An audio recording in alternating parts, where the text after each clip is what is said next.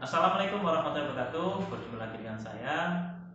Hari ini saya akan berbagi tips yang cukup bagus, cukup dasar ya. Yang jika tips ini kita lakukan, sekali lagi, jika tips ini kita lakukan, maka insya Allah ya Allah akan memberikan kita kenikmatan. Ditambah lagi kenikmatannya, ditambah lagi kenikmatannya, terus kenikmatan terus ditambah. Nah, materi ini saya merujuk pada Quran surat Ibrahim ayat 7. Saya bacakan artinya, izin. Sesungguhnya jika kamu bersyukur, ya, pasti kami akan menambah nikmatmu. Dan jika kamu mengingkarinya, maka sungguh azabku sangat pedih. Nah, itu artinya. Di ayat ini Allah menerangkan, wahai manusia, kalau kamu bersyukur, maka aku akan tambah nikmat kepadamu, kata Allah. Ya, ini janji Allah loh ya. Janji Allah itu pasti terjadi. Allah tidak pernah mengingkari janjinya. Jika kita bersyukur, maka Allah akan menambahkan kenikmatan bagi kita. Tetapi jika kita mengingkari nikmat Allah, maka Allah akan memberikan azab. Azab ini bisa di dunia ataupun bisa di akhirat. Nah, gimana cara bersyukur itu? Ya. Pertama, cara bersyukur itu adalah kita perlu menyisihkan sebagian penghasilan kita, minimal 22,5% untuk kita zakatkan. Atau ditambah 5% ya, 2,5% zakat, 2,5% itu untuk infak dan sedekah, atau lebih ditingkatkan lagi. Itu cara syukur yang pertama. Cara syukur yang kedua adalah kita karena diberi banyak kenikmatan, maka kita harus lebih mendekatkan diri pada Allah. Ya, ibadahnya konsisten, kalau perlu atau kalau bisa ditingkatkan lagi. Kemudian yang ketiga, kita harus benar-benar mensyukuri, ya, benar-benar merasakan kenikmatan Allah itu. Ya, misalnya nih, ketika kita minum air putih,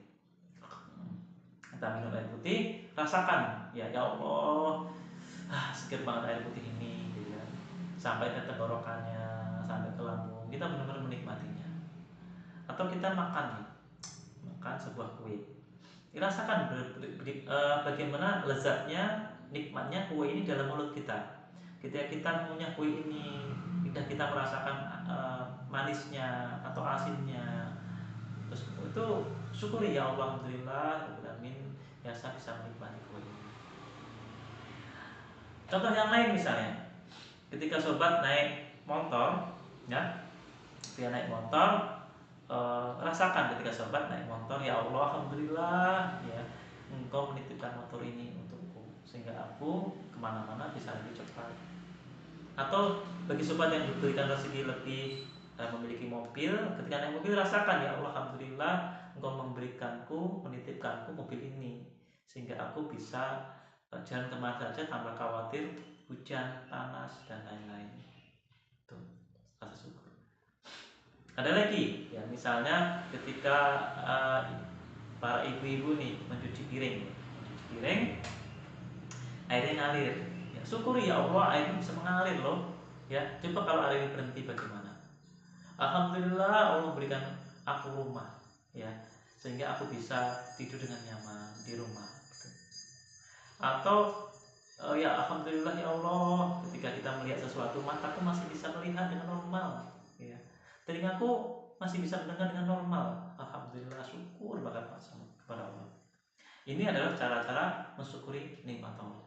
Jadi benar-benar rasakan, ya. Kalau Allah tuh, kalau kita diberi kenikmatan tuh benar-benar kita merasakan, ya, tidak hanya sekedar dalam lidah, ya, dalam mulut, ya. Alhamdulillah.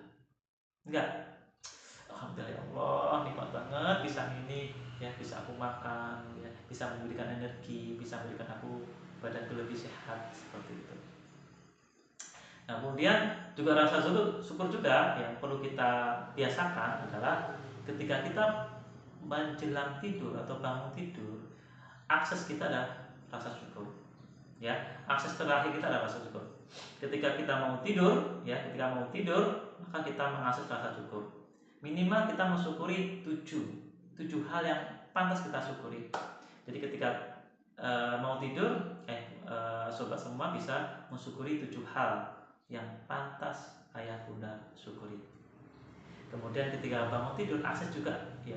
Akses yang pertama ini adalah rasa syukur. Syukuri 7 hal yang pantas disyukuri.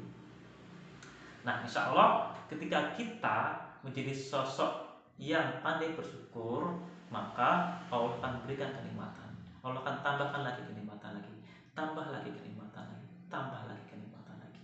Itu kuncinya di situ.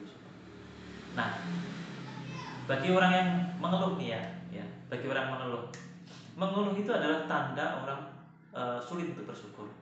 Kalau orang yang sudah pandai bersyukur, maka dia akan sulit mengeluh. Apa yang dia keluhkan, semua adalah kenikmatan.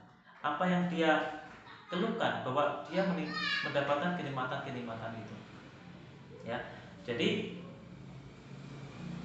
kuncinya adalah kalau kita ingin Allah memberikan terus kenikmatan, ditambah kenikmatannya, ditambah lagi kenikmatannya, maka kita harus pandai-pandai bersyukur. Terima kasih. Assalamualaikum warahmatullahi wabarakatuh.